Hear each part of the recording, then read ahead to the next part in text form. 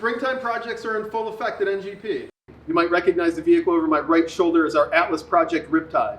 The last time Riptide was in the shop, we were installing a 1.5-inch lift kit, 20-inch rotiform wheels, running boards, and a graphics package. It's back in the shop today to replace the current lift with B2BFAB's new Camber correcting lift kit.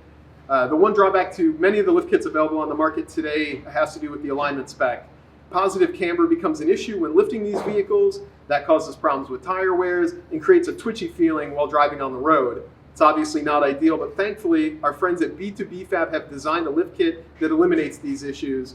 We've got Arno with us today from B2BFAB. He's going to run through the list of B2B products that are available for this platform and then talk a little bit more about why his lift kit is the ideal solution for our project. Arno, thank you for being here today. Give us a little rundown of the products B2BFAB offers and then talk a little bit about that lift kit. Absolutely. Thank you for the introduction, Mike. Hello, my name is Arno Kissel with B2BFAB.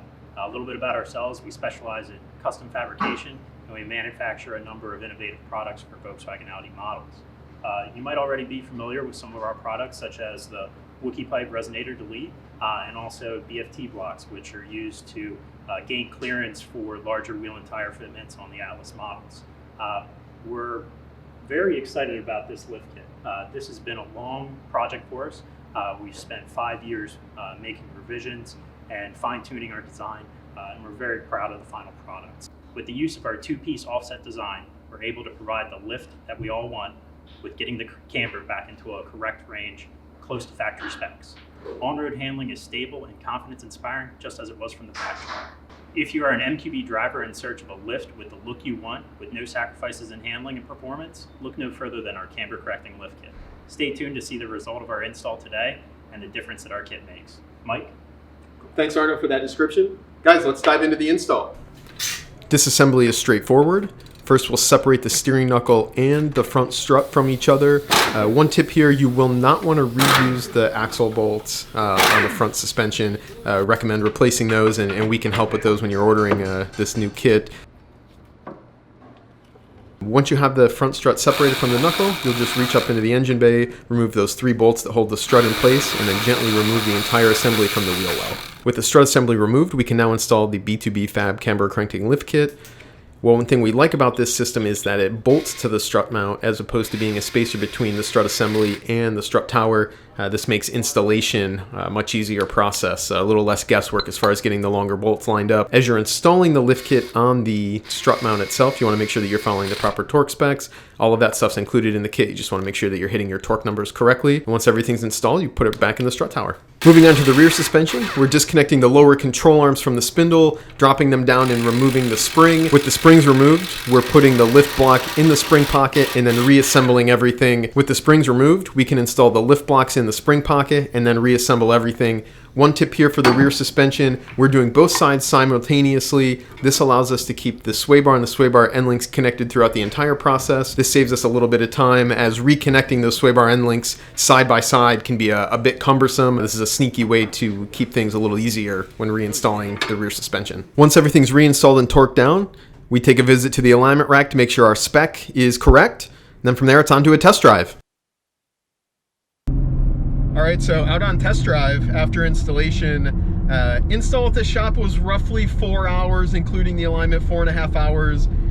Nothing exotic, nothing crazy, very straightforward.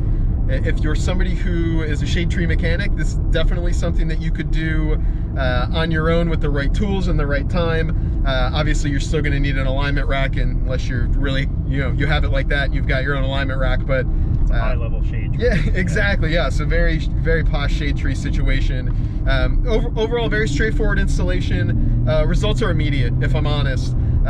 First, no inner clearance issues with the large tires that we've got on these wheels. Still have plenty of room lock to lock, no problem there. But the car just feels better. It just feels more in tune with the road, maybe is the right word or the right phrase. Solid over bumps, solid through sweeping corners and at speed. Just a really nice ride as far as that's concerned. No sort of uneasiness or unknowns as far as the front suspension. Pardon our eyes here.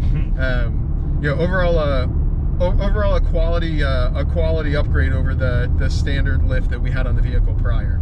That's a feedback we love to hear. So, yeah, I mean, of course, too much negative camber is, never a good thing, and that's more suited towards,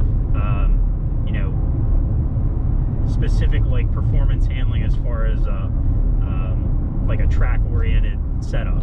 So I mean, there was some people that would pair up a lift kit with a static camber plate, which a few companies have out on the market, but that adds 3 times the amount of negative camber from what our kit provides. So the Goldilocks setup is what we've strived for here, and this is the kind of feedback that we live for. So yeah, when it checks all the boxes, it's right. So yeah, exactly what we love to hear. Overall, we're really happy with this kit, how it performs, how smooth installation is. For those shopping, this is available for the Volkswagen Atlas, All-Track, Tiguan, and really every independent rear suspension MQB platform vehicle, so your Mark 7 generation Volkswagens. This system is the ideal solution for those wanting a lift while retaining factory ride quality, as this kit retains the factory springs and dampers. Once we were finished installing the lift kit on the Atlas, we moved on to the rear bumper and an RGM rear guard. The rear guard is exactly what it sounds like. It is a piece of molded plastic that adheres to the rear bumper, protecting it as you're loading and unloading things from the hatch area. It's available in a variety of finishes and for nearly every car on the road. This one particularly fits the 18 to 20 Atlas, excluding the Cross Sport. It does a great job of keeping the bumper safe from scratches, scuffs, so forth. Installation is straightforward. You will first prep the bumper with the alcohol pads provided. Peel back the 3M double-sided adhesive and apply the rear guard to the rear bumper. One pro tip here is to, quote, dry fit the rear guard to the bumper. Line it up with some blue painter's tape to make sure you have your side-to-side locations correct. Then remove the tape and install the rear guard. That wraps up the latest round of updates to our Atlas project Riptide. Make sure to hit the subscribe button below to keep up to date for future project news, new videos, and new content. Thank you.